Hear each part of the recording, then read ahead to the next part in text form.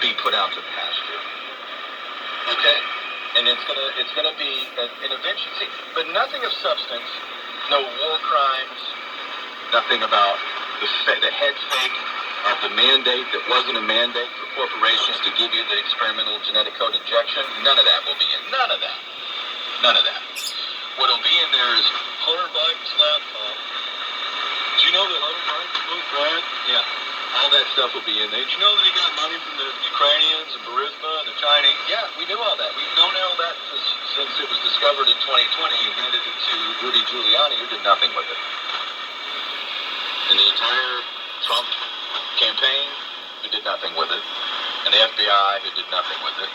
I said back then, you can go back and look at the tape, I said, no, I think what they're going to do is they're just going to put this on ice and they're going to use it, I'm talking about the Democrats, to get rid of Joe Biden when it's time. So that's what's about to go down.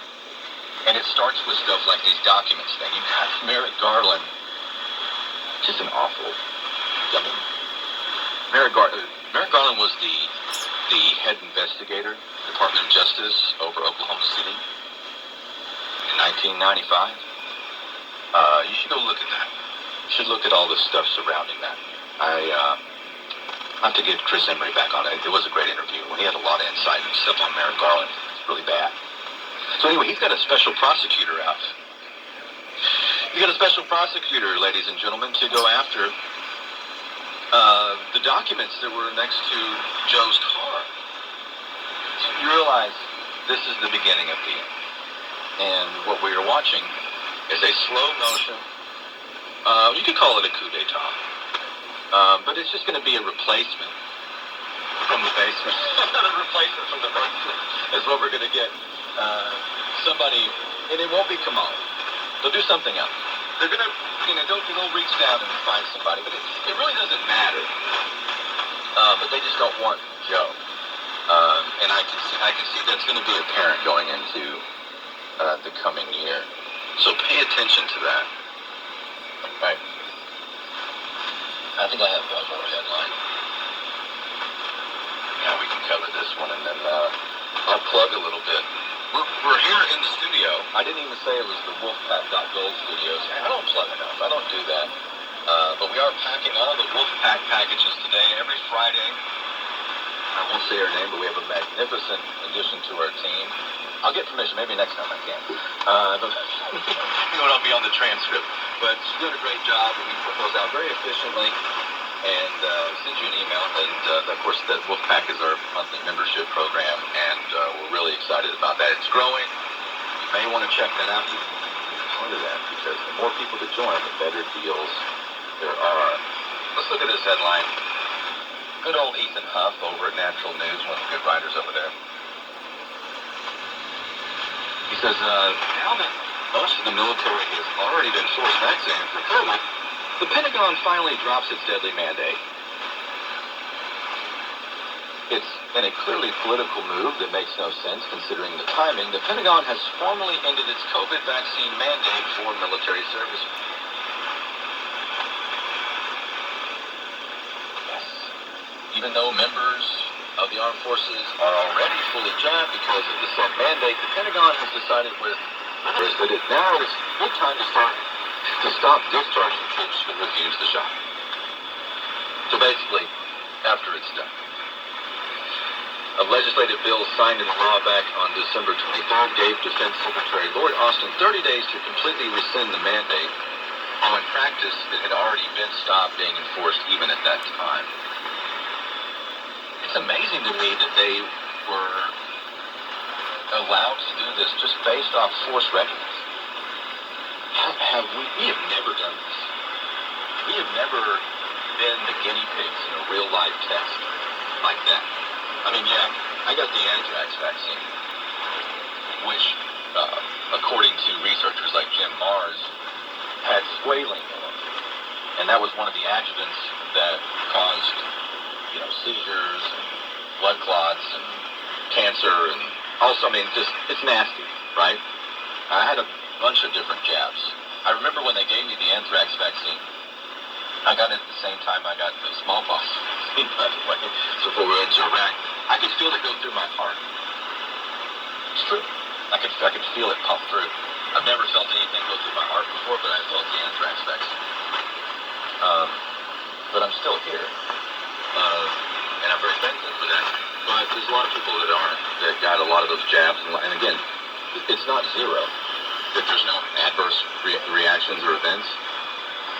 And we've never done this, because even the anthrax vaccine had been around, the Gulf War syndrome, and you do the math on that. A lot of theories on what that means, but it probably tracks back to vaccines, and the anthrax vaccine being a key suspect in that. The same memo gives commanders some discretion, we are told, in deciding whether or not to deploy unvaccinated troops. I think I made a joke about that too, about the people that were jabbed would say, but you have to get yours or mine doesn't work. And I thought, it's not the logic, because I remember, like, when I got vaccinated for something before I went into combat, that's what they always briefed us on. And the enemy doesn't have their vaccine, so all of your vaccines got canceled out. You realize we just lived through a waking nightmare of brain damage? And we're still in it. I didn't say we're out of it. I just said, when you go back to, think like you're in the 90s, like you're a real person. Like you haven't been bombarded with 5G and electromagnetic frequencies and, doses of fluoride and chemtrails turned up to 11. Pretend you're still cognizant of what's going on. You know how stupid these people were about their stupid shots? It's insane. Let's go back to the article.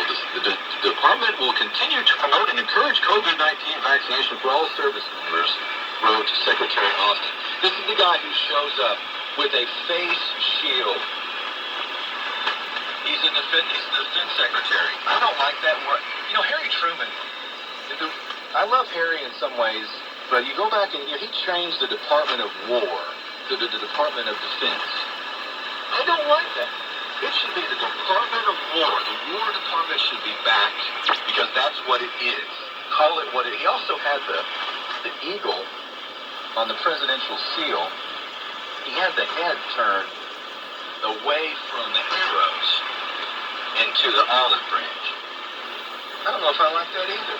I think you should always be skeptical in looking at the defense apparatus, looking at the military, looking at the warrior class, looking at all of that, being skeptical of what they want to do. This is interesting, folks. I mean, once they're done with everything and they stop it, somebody somewhere knows the next move here, and whether that's Nuremberg 2.0 or something, there's something that on the horizon. Go look at the SPARS document. Go look at the simulation by Johns Hopkins in 2017. This is how that ends. We're right in that, if you go and look at that fake SARS type, it's called SPARS. And they did a whole simulation and all the things that would happen, contingencies and everything else. It's really interesting. You should go look at 2017, SPARS, Johns Hopkins. It ends like this. All the experimental stuff, all the celebrities, the Faucian figure, they're all in. Everybody's ascended, everybody's on high, and everybody's, you can't question it, and it all falls apart in everything. And the sad part about all this is all the good people and good men and women who fought this still got discharged. Can you believe that? Mr. Face Shield at the Defense Department. Oh well. All right, folks. Well, we're going to wind down. We've got about a minute left. I will tell you, we are sponsored by Wise Wolf Gold and Silver Exchange. Anything you need, gold or silver, platinum, palladium, anything precious metals. And we have no minimum, we have no maximum. We serve nationwide. Who the hell cares? Veteran-owned. Welcome to the toilet world.